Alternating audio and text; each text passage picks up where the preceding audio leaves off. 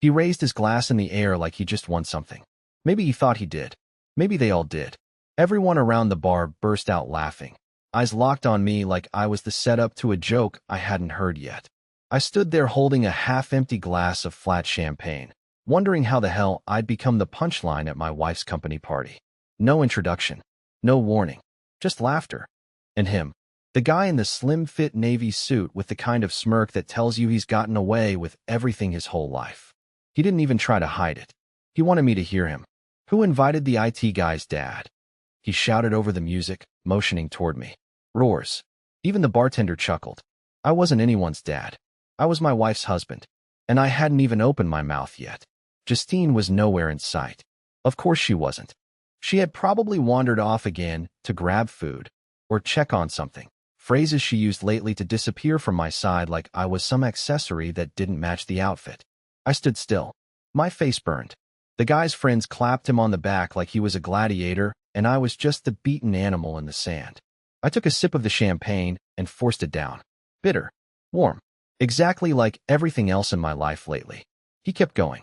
I mean, come on, he laughed, loud and wild now. Don't tell me this guy's with Justine. More laughter. Someone muttered, poor dude. And I swear, I actually heard a woman go yikes. And then, finally, from somewhere behind him, her voice. Chase, that's enough. Justine. She stepped out from the crowd, her smile tight and polite, like someone playing damage control. But the damage was done. Chase turned, eyebrows up. Oh, come on, Jus. He's your husband? I thought you said he was, funny. I didn't say a word. Not when she laughed nervously. Not when she said, he is, without looking at me. Not even when Chase raised his drink again and said, well, if he's funny, let him speak for himself. Come on, man, got anything to say? And the room went still. They actually waited. I stared at him. I stared at her. And I thought about how long I'd ignored this exact feeling. The sinking weight in my chest, the smiles that didn't reach her eyes, the nights she said she was too tired to talk, and the way she started dressing up more for casual work events than she ever did for date nights with me. And I finally opened my mouth. Just not to speak. I smiled, took out my phone, opened the folder I'd hidden for 2 months, hit play. And let's just say, when Chase heard his own voice moaning her name in a hotel hallway, no one laughed after that. The audio wasn't crystal clear. I mean, hallway mics only catch so much. But it didn't need to be. You could hear enough. Enough to feel sick. Enough to make every person standing around us drop the fake smiles and suddenly pretend they weren't listening. And in the middle of it all, Justine stood there like a wax figure in a museum. She didn't gasp. She didn't cover her mouth. She didn't even deny it. No, she just froze. As if she'd rehearsed this moment in her head so many times that when it finally came, her only reaction left was nothing at all. And I think that was the part that crushed me the most. See, you expect screaming. You expect tears, maybe excuses. You expect someone to at least try. But no. She stood there in her silver heels and black dress, blinking like the video playing from my phone was some art exhibit she didn't really care about. And Chase? That coward. He didn't even try to defend himself. He just took a step back like the building was on fire, and he didn't want to be seen with the gasoline. Someone from the crowd whispered, "Is that him?" And another one said, "No way, she wouldn't." But their voices died off fast. Because it was him. Same voice. Same laugh. Same smug tone. Calling her babe. Telling her the hotel room number. Telling her he'd make her forget all about her little husband tonight. I don't remember hitting stop on the recording. I think someone bumped into me or the music kicked back in. Either way, it didn't matter. Everyone had heard enough. Everyone had seen enough. The party, at least for me, was over. But I didn't leave right away. I waited. I wanted to see if she'd come to me. Say something. Anything. But she didn't. She just slowly walked to the back of the room, brushing past stunned coworkers, like a ghost avoiding the living. So I followed. Not out of hope. Out of necessity. She stood near the back exit, staring at the parking lot through the glass. When I stepped beside her, she finally spoke. "You didn't have to do that," she said softly. No apology. No regret. Just that. Like I had embarrassed her. I laughed, and it wasn't even bitter. It was hollow, confused, exhausted. "You slept with a guy from your office," I said. "The same guy who humiliated me in front of a crowd. while you just stood there. And now I'm the one who went too far? She finally looked at me. Her eyes were glassy, but not from tears. More like irritation. It wasn't like that. That line. It wasn't like that. The universal anthem of every cheater caught red-handed. I shook my head. Just tell me how long. That's it. I'll walk away. No fight. No scene. I just want the truth, Justine. She swallowed hard, then looked down. And that silence, that stretched out pause that lasted forever, was my answer. 6 months, she finally muttered. 6 months. 6 months of smiling at me across the dinner table. 6 months of pretending everything was okay. 6 months of choosing him over me, day after day. I didn't scream. I didn't cry. I just nodded once and turned toward the exit. She didn't stop me. Not once. And that was when it really sank in. I wasn't walking away from a marriage. I was walking away from a performance I didn't realize I was in. I was the guy who paid for the stage, lit the lights, and never got to say a single line. I didn't go home that night. I drove around for hours. Ended up at an all-night diner. Got a slice of pie I didn't finish. And somewhere between the first and last bite, I made a decision. This wasn't over. Not yet. Because if she could pretend for 6 months, so could I. She thought the exposure at the party was the worst thing that could happen. She had no idea what was coming next. I wasn't supposed to go back. That was the deal I made with myself in the car that night. After the diner, after I couldn't taste the pie, after I stared at the bill for 20 straight minutes, I told myself I'd get a hotel, figure out a lawyer, and vanish from her life like a name wiped off glass. But when I opened my wallet and realized I'd left my credit card back at the house, well, fate has a funny way of dragging you back through the mess. It was past 2 a.m. when I unlocked the front door. The house was dark, silent. Not even the hallway nightlight was on, and that thing never died. I didn't know if she was home or not. Part of me hoped she wasn't, but I didn't call out. I just walked through the house like I was breaking into someone else's life. Every step felt heavier than the last. The rug in the hallway still had the wine stain from that perfect anniversary dinner. The coat she never wore anymore still hung by the door. All of it felt like a museum of moments that never meant what I thought they did. I went upstairs to grab the card and maybe a change of clothes. That's all. Just in and out. But when I opened the drawer on my side of the bed, I noticed something strange, a second phone. Black. Face down. The screen lit up with a notification as I opened the drawer, like it was waiting for me. Chase, you good? Need anything covered? I stared at it for a solid minute, like my brain refused to connect the pieces. Then I picked it up. No password. Of course not. She trusted him enough not to need one. The text went back months. Not just flirty nonsense either, full-blown planning. Times, places, alibis. Discussions about me. Jokes about how he'll never figure it out. One message even said, Justine, he's too soft. He still brings me coffee in bed when I forget to say goodnight. I don't know how long I stood there reading, scrolling, hand trembling more with each tap. At one point I realized I was shaking, actually shaking. Not with anger. With humiliation. With the sheer size of the lie I'd lived in.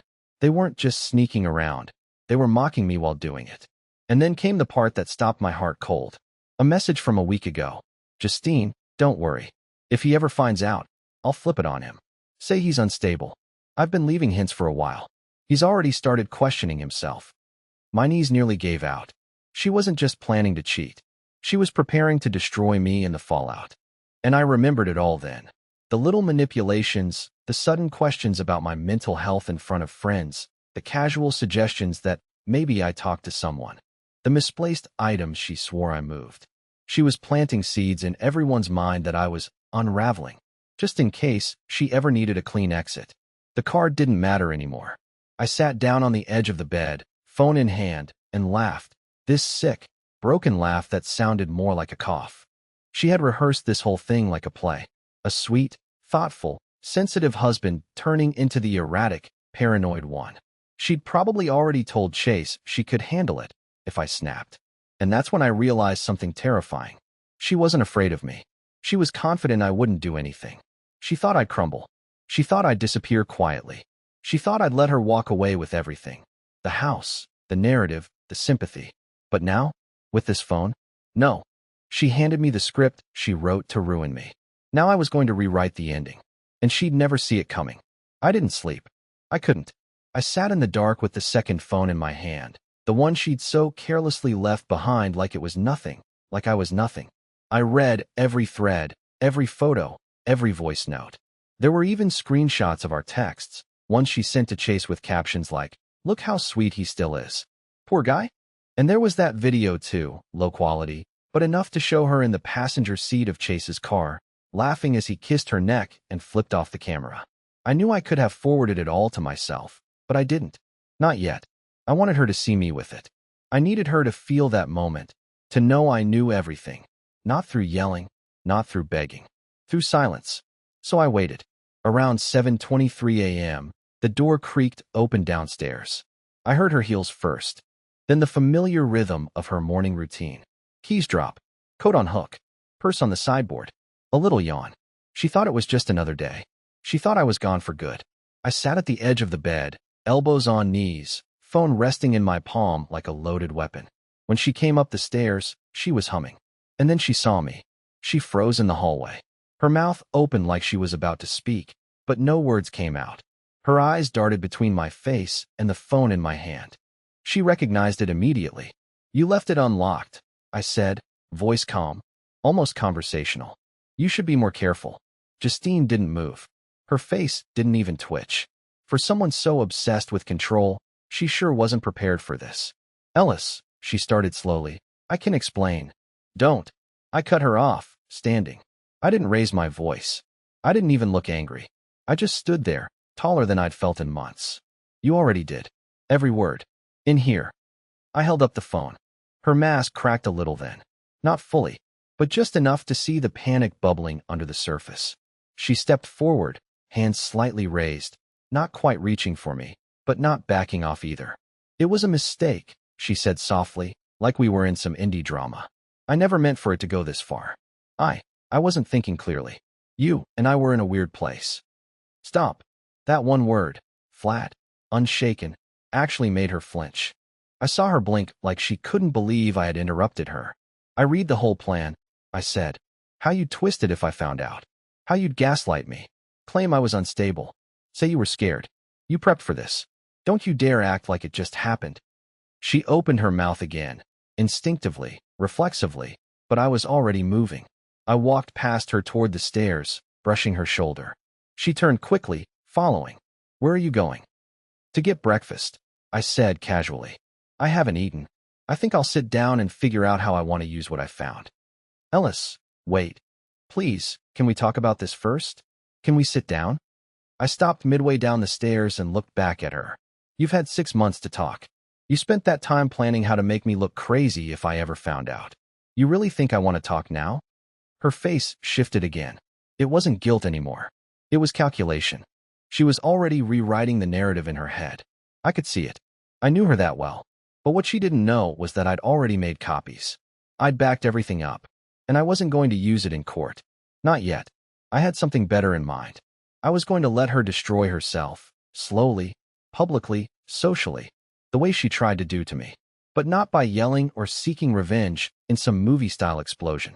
No, I was going to do it methodically, just like she did. Because if she wanted a war, I'd give her one. Just quieter, sharper, and permanent. She called me 15 times that day, left 9 voicemails, each one more desperate than the last. The first few were filled with the usual fluff. "We made a mistake. Let's fix this. Please don't do anything you'll regret." But by the 6th one, her tone changed. It got sharper, colder. She started saying things like, "We should be adults about this, and think about how this will look for you, too." She was losing grip, and I hadn't even done anything yet. But that was the beauty of it. I didn't need to post screenshots, blast her online, or make some dramatic public announcement. No, I knew Justine better than she knew herself, and I knew she couldn't sit still when she felt control slipping. So I disappeared. Not physically, emotionally, digitally. I didn't text, didn't respond, didn't block her either. I let her spiral. And by the time I came home that evening, calm, silent, unreadable, she was sitting on the couch like a statue, her face pale, makeup from the morning barely holding together. She stood up as soon as I stepped inside. "Ellis," she said quickly, like she was ready with a speech. "Can we talk, please? I've been thinking, and I really believe we can." I walked right past her and opened the fridge. That silence, that complete lack of reaction, it made her flinch harder than yelling ever would. I cracked open a bottle of water and finally looked at her. "You know what the most fascinating part is?" I asked, keeping my tone even. "You were willing to wreck my life to protect your lie. But now that I know the truth, I don't have to lie at all." She blinked, clearly trying to process what I meant. "I didn't tell anyone," I continued. "Not your family, not your friends, not HR, not even Chase's fiancé. But you're panicking like I already did." Her mouth opened, then closed again.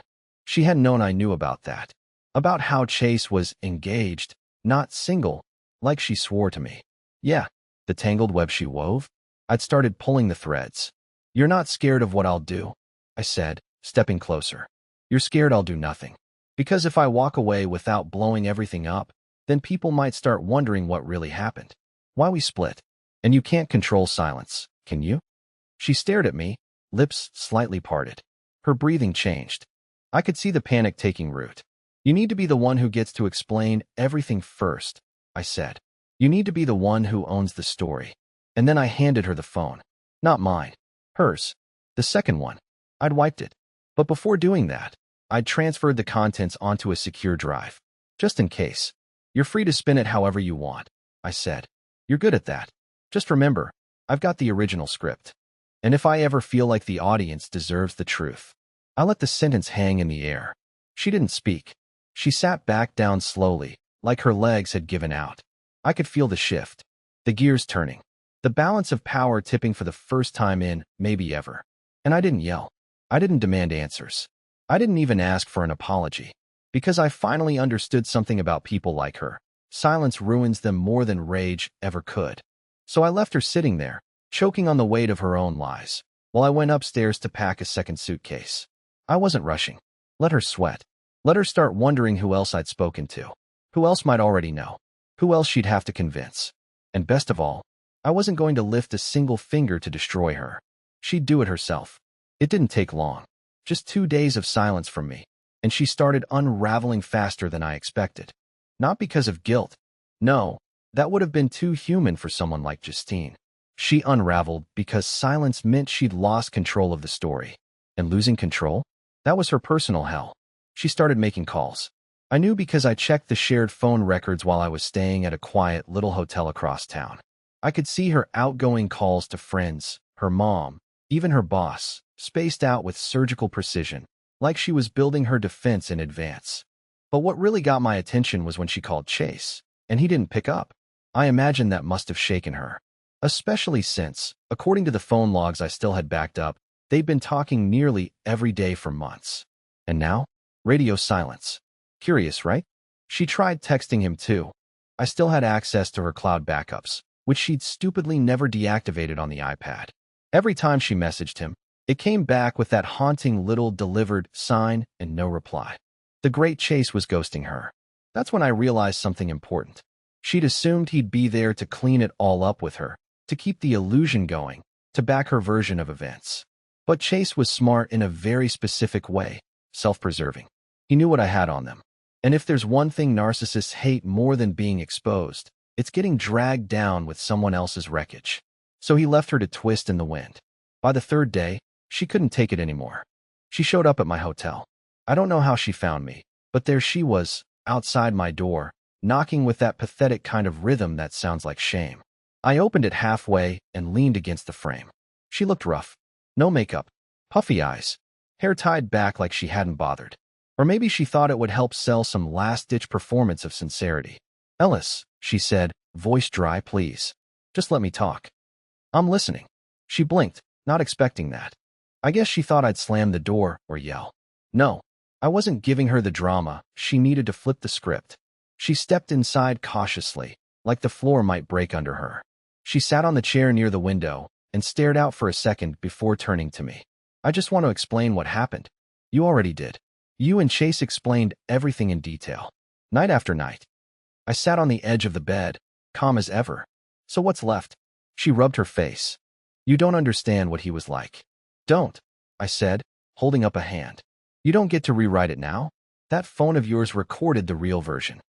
She sighed, long and heavy, like she was tired of pretending. "He blocked me. she said quietly. I think. I think he told someone at work. I didn't answer. I just raised an eyebrow. He hasn't shown up in 2 days.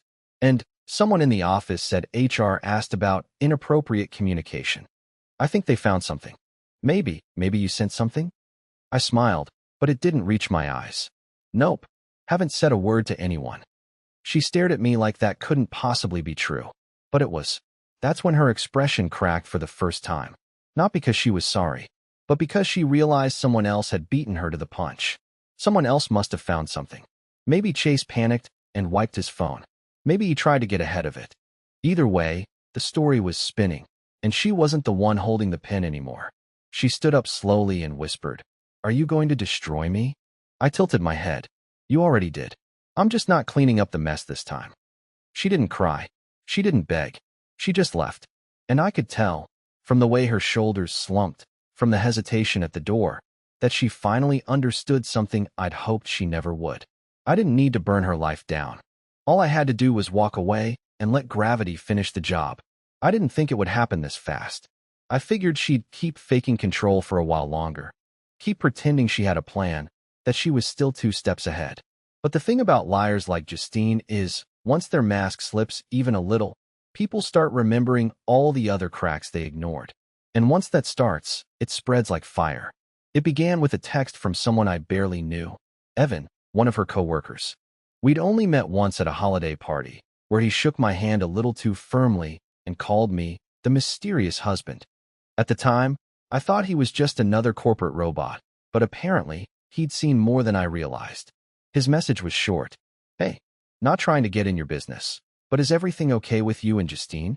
Heard something weird today? I didn't answer. I didn't have to. The next day, I got another one. So Chase is out. Like out.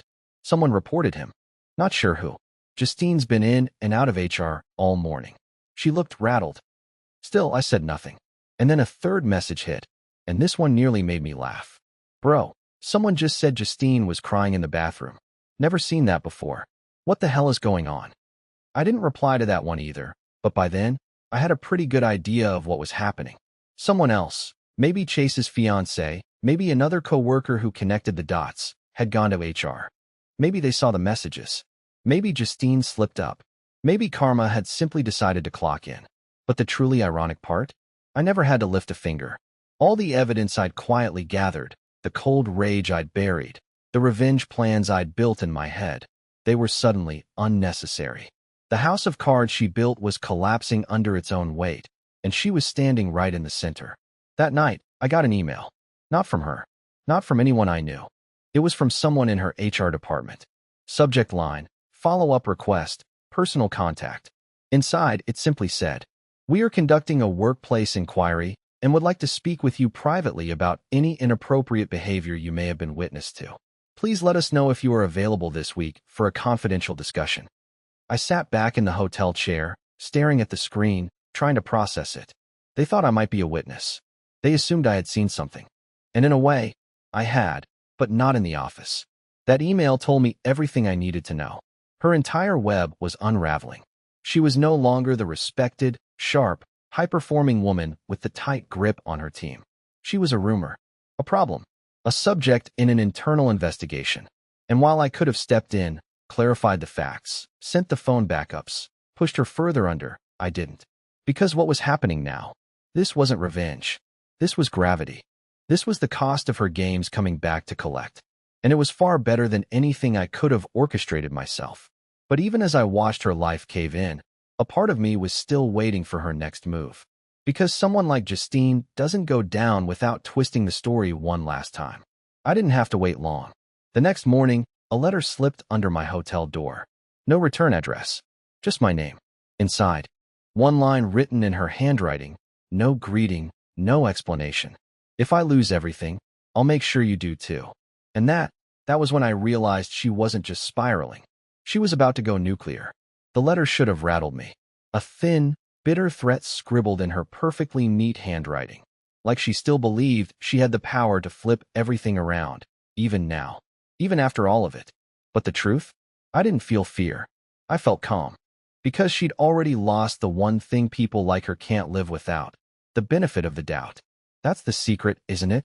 Manipulators like Justine survive off of perception. They don't need to be innocent, just believable. As long as they control the narrative, they win. But once that thread snaps, once people start seeing the pattern, the lies, the inconsistencies, it's over. Everything else falls like dominoes. And her dominoes were already mid-fall. I never responded to the note. I didn't storm her job or call her friends or try to clear my name. Because there was nothing to clear. I'd done nothing wrong. She knew that. Everyone was starting to know that. The next week, I met with a quiet, sharp-eyed lawyer who didn't blink once while reviewing the evidence I'd collected. When I explained that I wasn't looking to ruin Justine's career or sue her for defamation, just to make a clean exit, she smiled and said, "You've done more damage by doing nothing than most men do with a court case." That made me feel something I hadn't felt in a long time. Control. We filed the divorce quietly, efficiently. She never contested a single item. I think by then she knew she didn't have the energy to fight. The HR investigation at her company had reached her desk officially. She was placed on temporary leave, which we both knew was just code for, "We're waiting for the lawyers to tell us how to fire you without drama." Chase, from what I heard, moved out of state. Probably to dodge whatever fallout was heading his way from his own fiancée, or maybe her legal team. I didn't care enough to follow up. As for me, I moved out of the hotel, found a quiet place outside the city with a short lease and high windows. Nothing fancy, but peaceful. I started reading again, walking, eating meals I didn't rush through. I even found the energy to take a weekend trip up north. Just me, a borrowed truck, and no expectations. And I started sleeping through the night. Not because I got revenge, not because I won, but because I didn't let her take my soul with her downfall. I protected it, quietly, carefully, piece by piece. A few months later, I got a message on LinkedIn, a polite one, from someone I'd never met. A woman. She said she had heard I was going through a divorce, and though she hoped she wasn't overstepping, she wanted to say she admired how I'd handled it. She used to work with Justine. Said she always knew something was off, but she hadn't had the courage to say it then. "You weren't crazy," she wrote. "You were just too decent for that environment." It made me laugh. A soft, real laugh. Not because I needed her validation, but because I finally didn't. In the end, Justine lost her job. She kept the house for a few months, but sold it soon after. I never reached out. I didn't need to see her apology or hear her regrets. I didn't need closure, because I had built something better than revenge. A life without her. And that life? It finally feels like mine.